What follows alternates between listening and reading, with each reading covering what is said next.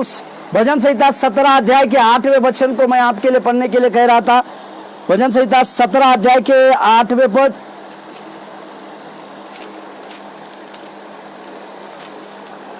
अपनी आंखों की पुतली के समान सुरक्षित, अपनी आंखों की पुतली के समान सुरक्षित रख, अपने पंखों के तले मुझे छिपा रख। यहाँ पर यह दाऊद की प्रार्थना है। दाऊद एक प्रकार से इस प्रकार की प्रार्थना करता है कि हे परमेश्वर, मुझे अपने पंखों के आड़ में तू सुरक्षित रख, या मैं अपनी आंखों की पुतली के समान मुझे सुरक्षित रख, अपने पंखों तले मुझे छिपा ले। इस प्रकार की दाऊद की एक साधारण सी प्रार्थना, जो हमारे जीवन में भी इस प्रकार की प्रार्थना होने की आवश्यकता है। हमारे जीवन में भी इस प्रकार की प्रार्थना होने की आवश्यकता है कि परमेश्वर हमारे जीवनों में इस प्रकार से कार्य करने पाए कि हम उसके आंखों की पुतली के समान उसकी सुरक्षा में रहे, या हम अपने पंखों के तले, अपने परमेश्वर के पंखों के तले हम छुप जाए। इस प्रकार की कई एक बातें हमारे जीवन में होने पाए और उसकी दया की बातें, उसके अनुग्रह की बातें हम लोगों के साथ सदा बनी रहने पाए।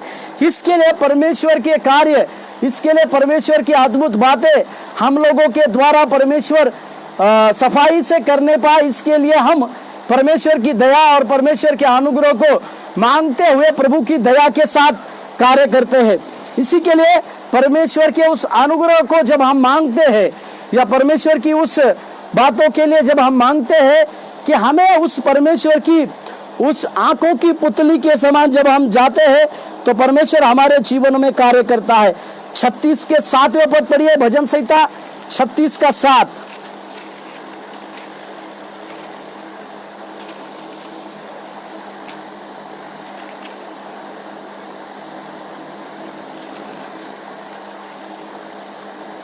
भजन संहिता 36 के 7। हे परमेश्वर, तेरी करुणा कैसे अनमोल है, मनुष्य तेरे पंखों के तले शरण लेते हैं। हालेलुया। इस भजन को भी राजा दाऊद ने लिखा। वो कहता है कि परमेश्वर तेरी करुणा कितनी भलाई है, मनुष्य तेरे पंखों तले शरण को लेते हैं। या मनुष्य में परमेश्वर के पंखों तले शरण लेने की बातें सबसे अधिक होती है, परंतु देखा जाए मनुष्य परमेश्वर के ऊपर विश्वास करना छोड़कर मनुष्य के ऊपर विश्वास करते हैं। परंतु हमें इस बात को सीखने की आवश्यकता है कि हमें परमेश्वर के ऊपर ही सदैव विश्वास रहना चाहिए। हमारा विश्वास केवल और केवल परमेश्वर के ऊपर ही रहना चाहिए। और जब जब हमारा विश्वास परमेश्वर के ऊपर होता है, हमारे जीवन में लगातार बड़े से बड़े कार्य होते हैं। लगातार हम लोगों के जीवन में दया की बातें सम्मिलित होती है। लगातार हमारे जीवन में दया और अनुग्रह की बातें चली आती है। इसके लिए हमें इस बात को समझना चाहिए, हमारे लिए सर्वश्रेष्ठ शरण स्थान अगर कौन सा है, तो परमेश्वर के तले जाना, या परमेश्वर के पांवों तले, उसके पंखों तले बैठ जाना। वे ना केवल हमें सुरक्षा की बातों को सिखाते हैं, परंतु जब हम परमेश्वर के पास एक शरण स्थान मानकर उसके पंखों के आड़ चले जाते हैं, तो परमेश्वर हम लोगों के जीवन में दया और अनुग्रह की बातें उंडेलता है। इसके लिए हम परमेश्वर के नाम को धन्यवाद दें और उसकी स्तुति पर प्रशंसा करें। और एक वचन पढ़िए, भजन संहिता 91 के 4, जिसको हमने शुरुआत में पढ़ा। वो अपने पंखों की आड़ में हमें लेकर चलने वाला परमेश्वर है। इसी के लिए एक पुराना गीत को हम इस प्रकार से गाते हैं, जैसे मुर्गी बच्चों को अपने पंखों तले छिपाती, जैसे मुर्गी बच्चों को अपने पंखों तले छिपाती, वैसी ही तेरी छाया शरण रहे हमारा, वैसी ही तेरी छाया शरण रहे हमारा। संभाल प्रभु जी जीवन के हर पल में, संभाल प्रभु जी जीवन के हर पल में, अभी तक हमको संभाला तूने, आगे भी अगुवाई कर। अभी तक हमको संभाला तूने, आगे भी अगुवाई कर। संभाल प्रभु जी जीवन के हर पल में। इस प्रकार से भजन संहिता, इस प्रकार से गीतकार भी इस गीत को गाता है। वो इस प्रकार से कहता है कि जब हम परमेश्वर की आड़ में चले आते हैं या परमेश्वर को हमारा शरण स्थान मानकर चले आते हैं, तो परमेश्वर की दया की बातें, परमेश्वर के अनुग्रह की बातें, परमेश्वर के अद्भुत बातें हम लोगों के जीवन में चली आती है, जिसे हमें समझने की आवश्यकता पड़ती है और जिसे हमें परमेश्वर की दया के साथ जीने की आवश्यकता भी पड़ती है।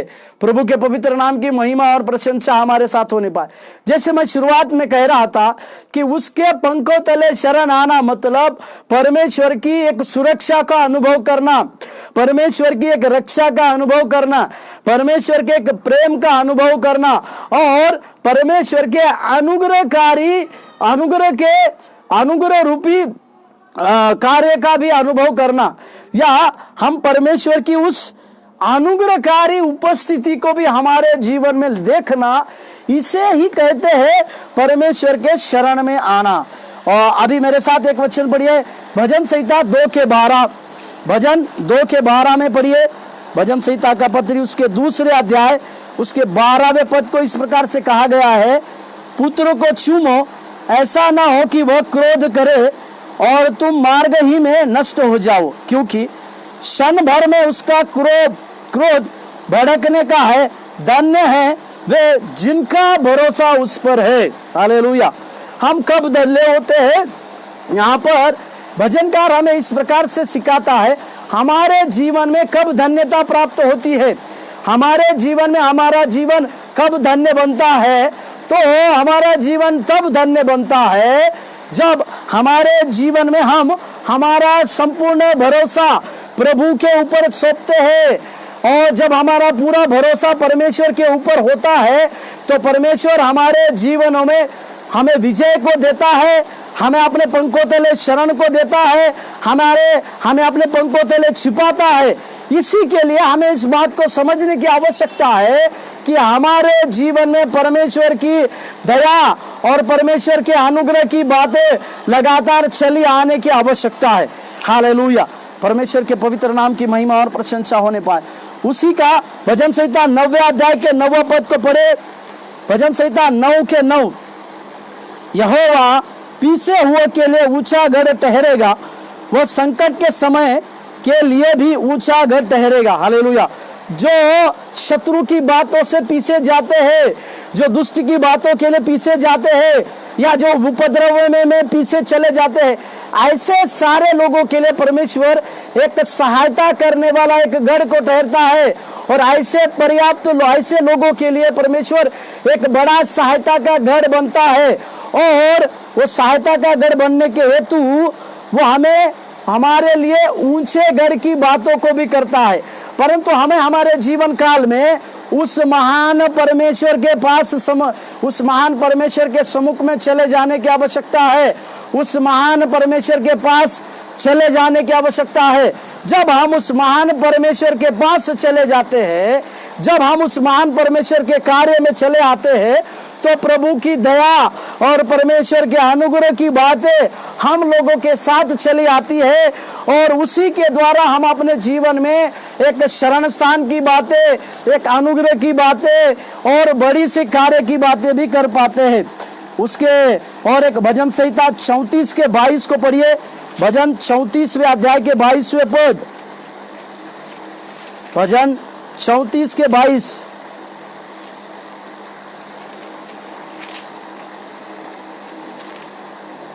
यहोवा अपने दासों का प्राण मोल लेकर बचा लेता है, और जितने उसके शरणागत है उनमें से कोई भी दोषी न ठहरेगा। हालेलुया।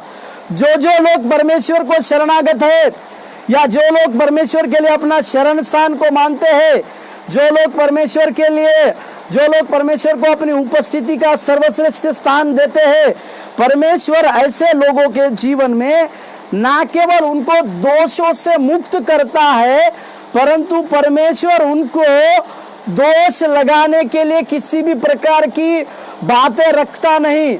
परमेश्वर अपने दासों को सुरक्षा देता है, परमेश्वर अपने दासों की रक्षा करता है, और उस दासों की रक्षा करने के चलते परमेश्वर की अद्भुत बातें और परमेश्वर के अद्भुत कार्य हमारे साथ हमारे जीवन में चले आते हैं। इसे हमें समझने की आवश्यकता है। एक वचन रूत का पत्री, रूत के 2:22 में पढ़िए। रूत 2 अध्याय के 22 में,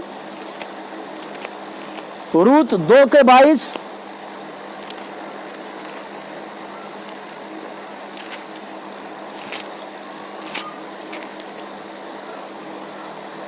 रूत माफ कीजिएगा 2:12, रूत के पत्री 2:12, रूत 2:12 में इस प्रकार से लिखा है, यहोवा तेरे कार्य का फल दे और इज़राइल का परमेश्वर यहोवा जिसके पंखों तले तू शरण लेने आई है, तुझे पूरा बदला दे। ये हम इस बात को जानते हैं। रूत नवमी इस प्रकार से रूत को आशीष देती है कि जिस यहोवा के तले, जिस यहोवा के पंखों तले तू आई है, वो यहोवा परमेश्वर तुझे आशीष दे, तेरे कार्यों को सफल करे बोलकर। मतलब इस बात से हम ये सीखते हैं, जो व्यक्ति परमेश्वर के पंखों तले आते हैं, जो व्यक्ति परमेश्वर के पंखों के आड़ में चले आते हैं, वे सारे लोग परमेश्वर की दया के लिए, वे सारे लोग परमेश्वर की आड़ के लिए, जो लोग परमेश्वर के शरण स्थान में आते हैं, वे सारे लोग परमेश्वर की दया हेतु, परमेश्वर के कार्य हेतु ना केवल बचाए जाएंगे, परंतु उनके जीवन की हर एक बातें सिद्ध होगी, उनके जीवन में परमेश्वर एक सफलता देगा। इसी के लिए हमारे जीवन में कितना जरूरी बात है कि हम उस महान परमेश्वर के पंखों के आड़ में आना। प्रभु के नाम की महिमा और प्रशंसा हमारे साथ होने पाए। उसी के साथ मत्ती 23 के 37वें वाक्य पढ़िए। मत्ती 23:37, मत्ती 23 अध्याय उसके 37वें वाक्य। यहां प्रभु यीशु मसीह यरूशलेम के लिए विलाप करते हुए देखते हैं। हे यरूशलेम, हे यरूशलेम, तू भविष्यवक्ता को मार डालता है और जो तेरे पास भेजे गए उन पर पथराव करता है। कितनी ही बार मैंने चाहा कि जैसे मुर्गी अपने बच्चों को अपने पंखों के नीचे इकट्ठा करती है, वैसे ही मैं भी तेरे बालकों को इकट्ठा कर लूं, परंतु तुमने न चाहा। यहाँ परमेश्वर उस यरूशलेम के लिए कि विलाप करना के लिए चाहते। यरूशलेम मतलब उस इजरायली लोगों के लिए परमेश्वर एक उद्धार की योजना लेकर आए। उन सारे इजरायली लोगों को परमेश्वर बचाना चाहते हैं, या उन सारे इजरायली लोगों के जीवन में परमेश्वर अपनी बचाने की योजना को प्रकट करना चाहते। इसी के लिए वो यरूशलेम के लिए, केवल यरूशलेम के नहीं परंतु उस यरूशलेम के हर एक निवासी के लिए परमेश्वर चाहते थे, प्रभु यीशु मसीह, कि मुर्गी जैसे पंखों के आड़ अपने बच्चों को लेती है, उसी तरह से इजराइलों की सारे लोगों के लिए परमेश्वर पंखों की आड़ में ले चले, उनको लेकर चले। परंतु इजरायली लोगों ने परमेश्वर की बातों को त्यागा, इजरायली लोगों ने परमेश्वर की आज्ञाओं को नहीं माना, इजरायली लोगों ने परमेश्वर की विधि को त्यागा, और मैं इस प्रकार से कहूं, परमेश्वर के प्रेम को त्यागा, परमेश्वर की भलाई को त्यागा और खुद परमेश्वर को ही त्यागा। जिस परमेश्वर ने कहा इजराइल की खोई हुई भेड़ को छोड़, मैं किसी और के लिए नहीं आया हूं कहकर, इसी के लिए परमेश्वर ने इस प्रकार से कहा कि इजराइलों की खोई हुई भेड़ को पकड़ना उनके लिए महत्वपूर्ण था। परंतु इजरायली लोगों ने परमेश्वर को ठुकराया, इजरायली लोगों ने परमेश्वर की दया की बातों को नहीं अपनाया।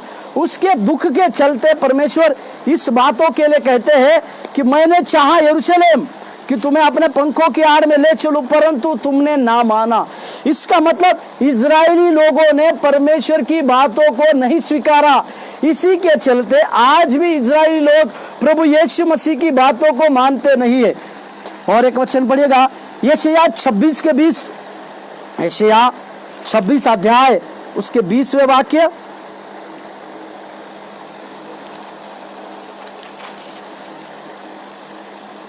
यशायाह 26:20, हे मेरे लोगों आओ, अपनी अपनी कोठरी में प्रवेश करके किवाड़ों को बंद करो, थोड़ी देर तक, जब तक क्रोध शांत ना हो तब तक अपने को छिपा लो। हालेलुया।